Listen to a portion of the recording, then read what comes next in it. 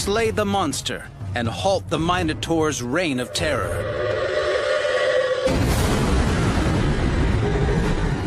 What's interesting about this myth is that it's actually centered on historical reality. This island, a giant labyrinth. Archaeologist Jeff Rose travels to the uninhabited Mediterranean island. His analysis of the structures in the satellite image leads him to believe this isolated island's markings may be the walls of long-abandoned dwellings. So here's my strategy. As soon as we get to the island, I'm going to start poking around for any kind of material culture that I can find. That'll start to give me a sense of who occupied the place. Rose has a theory this island was once occupied by a community of outcasts.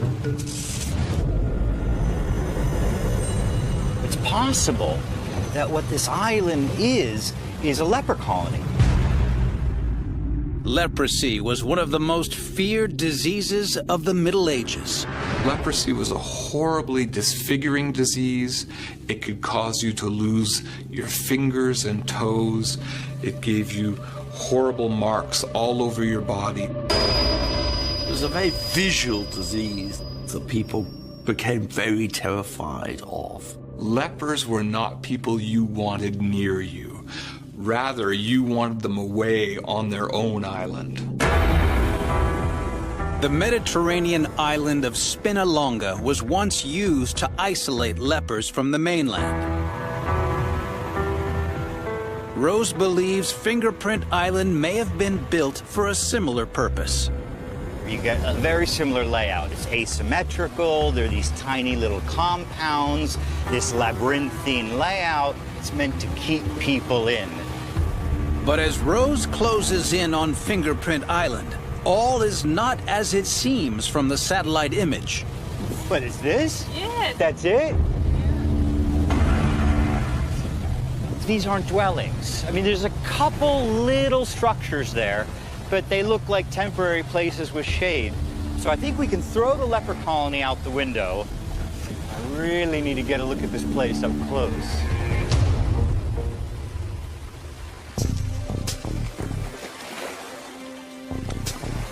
Rose heads straight to the nearest section of crumbling wall.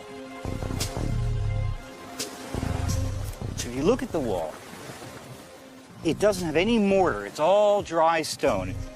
It hasn't been locked into place. They're just kind of lumping giant rocks on top of each other.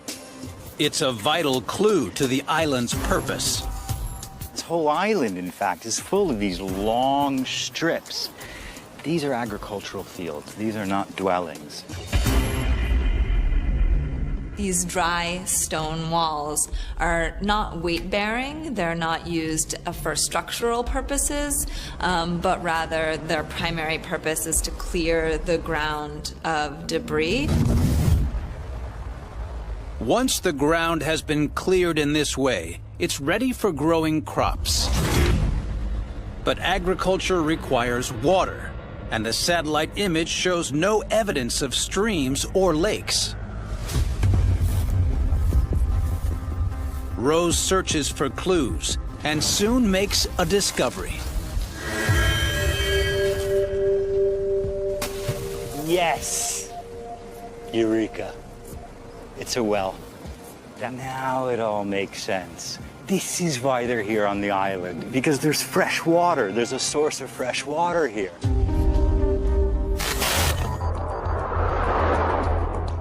The next step is to figure out what the farmers were growing on this island and whether they left any clues in the soil. Yep.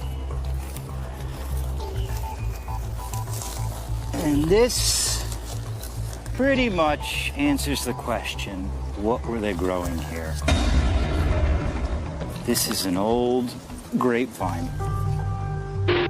The labyrinth seen from space is a weird vineyard dating back hundreds of years.